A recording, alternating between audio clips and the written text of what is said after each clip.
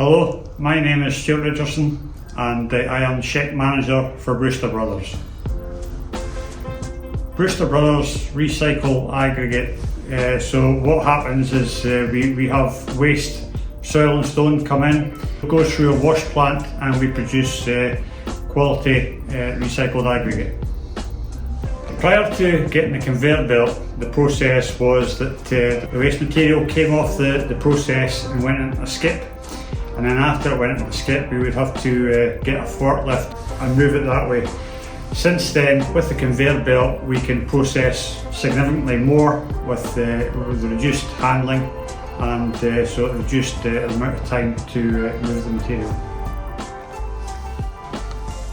We've been dealing with the conveyor belt in Scotland for a while now, and we find that the service is good. They're local, and they generally have a spare belt in stock, so it reduces downtime should there be any issue.